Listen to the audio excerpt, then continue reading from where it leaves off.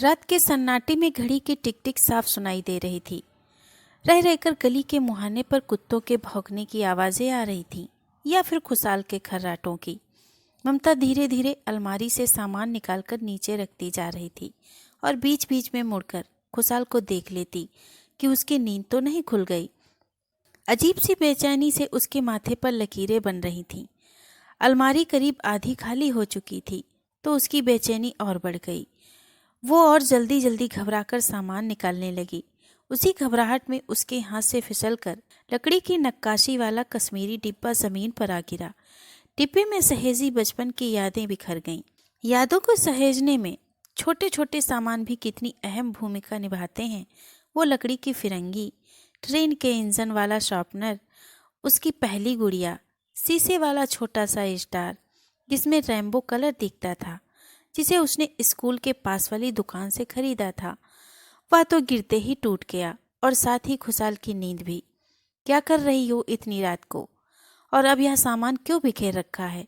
घड़ी देखो, 2 बज रहे हैं, अभी तक सोई क्यों नहीं? वो मैं अपनी कुंदन वाली ज्वेलरी खोज रही हूँ। उस दिन शादी में पहनकर गई थी। रात ज्यादा हो गई थी तो कपड़ों की अलमारी में ही रख दी थी, लेकिन अब मिल नहीं रही है। कई बार देख चुकी हूँ, इसीलिए आज सारा सामान निकाल कर देख रही हूँ। कहीं और रख दिया होगा तुमने। तुम्हें याद ही कहाँ रहता है? और देखना ही था तो सुबह देख लेती। इस तरह रात को खुद की भी नींद खराब कर रही हो और मेरी भी। सुबह कब देख लेती? आँख खुलते ही तो काम शुरू हो जाता है। घर, ऑफिस, मीटिंग का प्रेशर, सब तो देखना होता है। तुम सो जाओ, अब कोई आवाज नहीं होगी, कहते हुए ममता बिखरी यादों को डिब्बे में सहेजने लगी। टूटे स्टार का कांच उंगली में चुभ गया, लेकिन उससे ज्यादा चुभ गए विशाल के शब्द, तुम्हें याद ही कहाँ रहता है? वो फिर अलमारी में ज्वेलरी खोजने लगी और सोचने लगी, तुम भूल गई होगी, तुम्हें याद नहीं, याददाश्त कमजोर हो गई है। ऐसे वाक्य उसकी जिंदगी से ऐसे जुड़ गए थे जैसे फेविकोल का मजबूत जोड़।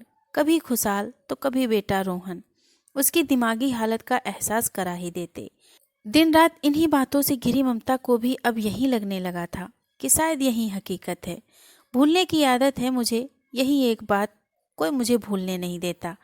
भावनाओं में डूबी उसकी तलाश सफ़ेद रुमाल में लपेट कर रखी उसकी ज्वेलरी पर आकर रुकी। खोल कर देखा, वही कुंदन का सेट। सुकून पाने की 2 वजह मिल गईं। एक ज्वेलरी मिल गई, दूसरा उसे अपनी स्मरण शक्ति पर भरोसा। वो बहुत खुश थी कि उसे याद था कि उसने ज्वेलरी वहीं रखी थी। जल्दी जल्दी उसने सारा सामान अलमारी में रखा और सोने चली गई, लेकिन आंखों में नींद ना थी। आंखों में पिछले दिनों की तस्वीर उभर रही थी। पिछले 6-7 महीनों से अक्सर वह छोटी छोटी बातें भूल जाया करती। 7 महीने पहले प्रमोशन के साथ ही भूलने की बीमारी ने भी उसके घर में कदम रखा। आसान नहीं था घर ऑफिस सब मैनेज करना। शरीर से ज्यादा दिमाग थका हुआ महसूस करता। उस दिन दोपहर में खुशाल ने फोन पर बताया, शाम को टाइम पर घर आ जाना, मिस्टर पारिक के घर पार्टी में जाना है। उसे भी अच्छा लगा। मिसेस पारिक अच्छी लेडी हैं, कहीं नौकरी नहीं करती, वे शुद्ध भारतीय महिला, लेकिन पढ़ने का शौक खूब है उन्हें। बच्चों की परवरिश में जीवन समर्पित कर दिया। उनसे मिलना, उनके साथ बातें करना ममता को अच्छा लगता था, लेकिन शाम तक उसकी स्मरण शक्ति ने धोखा दे दिया और उसने खुद ही मीटिंग बुला ली। घर पहुंची तो बेटे रोहन ने तल्ख सुर में बताया, पापा को बहुत बुरा लगा है, वह अकेले ही पार्टी में गए, आपको जाना नहीं था तो पहले ही मना कर देती। वो चुपचाप उसका मुंह देखती रही। उसने जानकर तो ऐसा नहीं किया।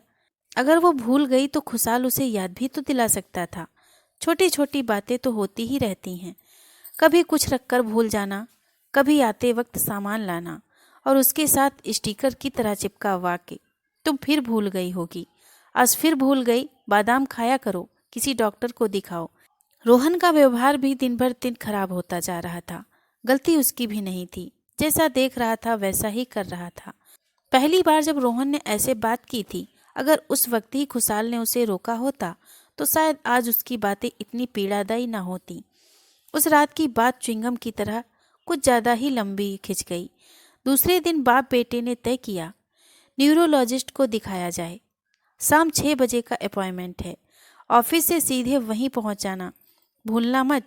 खुशाल ने बताया तो पीछे से रोहन बोला, आप अलार्म लगा लीजिए, अपने फ़ोन में, वरना भूल जाएंगी। ममता ने रोहन का टिफिन बैग में रखते हुए बेमन से हाँ में सिर हिलाया तो रोहन बोला, अलार्म मैं ही लगा देता हूँ, नहीं तो आप वो भी भूल जाएंगी। कहते हुए फ़ोन उसके हाथ से ले लिया। दिल करता है कभी पूछूं, मुझे जो तकलीफ हर दिन होती है तुझे क्या महसूस भी नहीं होती। शाम को नियत समय से पहले ही वह डॉक्टर के पास पहुंच गई। डॉक्टर ने कुछ सवाल किए, कुछ टेस्ट कराए और बड़ी संजीदगी से डिमेंशिया की शुरुआती लक्षण बताए। सुनकर खुशहाल और रोहन भविष्य की कल्पना में डूब गए। डर तो ममता भी गई थी, पर वह चिंतित नहीं थी। अब घर का माहौल और बदल गया। अब जो कुछ वो ना भूली हो या किसी की भी गलती हो, उसके लिए भी वही जिम्मेदार होती। अब तो काम वाली बाई भी उसे बड़े प्यार से समझा देती, भाभी आप भूल गई होंगी। अब उसको कहे जाने वाले स्लोगन बदल गए। अब उसे प्यार से समझाया जाता, हो सकता है तुम भूल गई हो, तुम्हें याद ना हो, ऐसा होता है। सुनकर उसका दिल आहत हो जाता, लेकिन वो ये मानने को तैयार नहीं थी कि उसे कोई बीमारी है। डॉक्टर ने रात में खाने की एक दवा दी थी जिसे वो चुपके से फेंक देती। वह अक्सर सोचती, घर में ही क्यों सब कुछ भूलती है, ऑफिस में क्यों नहीं। और आज जब उसे अलमारी से उसकी ज्वेलरी मिल गई तो उसे विश्वास हो गया कि उसकी याददाश्त बिल्कुल ठीक है, उसे कोई बीमारी नहीं। लेकिन अगर ऐसा नहीं है तो वह कुछ चीज़ें भूलती क्यों है। दूसरे दिन सुबह उसने गूगल सर्च करके साइकेट्रिस्ट का नंबर निकाला, अपॉइंटमेंट फिक्स किया। ऑफिस से आधे दिन की छुट्टी लेकर 3 बजे पहुंच गई। डॉक्टर अचला ने बहुत ध्यान से उसकी बातें सुनी और फिर हंसती बोली, आप बिल्कुल ठीक हैं, आपको कोई बीमारी नहीं है। जब किसी भी व्यक्ति के ऊपर काम का प्रेशर ज्यादा होता है तो भूलने की समस्या होना स्वाभाविक है। लेकिन डॉक्टर, मेरे पति मुझसे ज्यादा ऊंचे पद पर हैं, उन पर भी तो काम का प्रेशर होता है, लेकिन वह तो नहीं बोलते। सही कहा आपने, लेकिन जिम्मेदारियां अगर एक ही तरह की हों तो उसे संभालना आसान होता है। आप दोहरी जिम्मेदारी निभा रही हैं। आपके लिए जितना महत्व ऑफिस के काम का है, उतना ही महत्व घर का भी है। एक वर्किंग वुमन को घर परिवार रिश्तेदार सबको खुश रखना पड़ता है, और ऑफिस में बॉस को। आप ऑफिस में इसलिए कुछ नहीं भूलती क्योंकि वहाँ आपके अंडर में बहुत सारे कर्मचारी हैं जिनका सहयोग आपको प्राप्त है। घर में इसी सहयोग का अभाव है और अपेक्षाएं बहुत ज्यादा।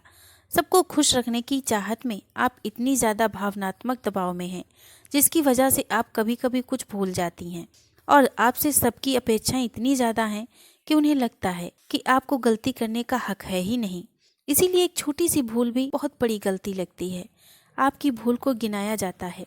आप ध्यान दीजिए तो आपसे ज्यादा बार आपके पति या आपका बेटा बहुत सी बातों को भूल जाते होंगे। डॉक्टर अचला ने बहुत प्रेम से समझाया तो ममता की आंखें नम हो गईं। डॉक्टर ने पानी का गिलास उसकी ओर बढ़ा दिया। पानी पीकर कुछ रिलैक्स होकर ममता ने पीठ कुर्सी पर टिका दी। कुछ पल बाद सिकुड़ी भौहों के साथ चेहरे पर चिंता के भाव उभर आए। बोली, डॉक्टर मैं तो समझ गई, पर घर वालों को कैसे समझाऊं। उन्हें तो पूरा विश्वास हो गया है कि मुझे डिमेंशिया है। उन्हें अगर मैं आपसे मिलवाती हूँ और जो बातें आपने मुझसे कही उन्हें कहने पर लगेगा कि मैंने शिकायत की, क्योंकि उन्हें तो लगता ही नहीं कि वो कुछ गलत कर रहे हैं।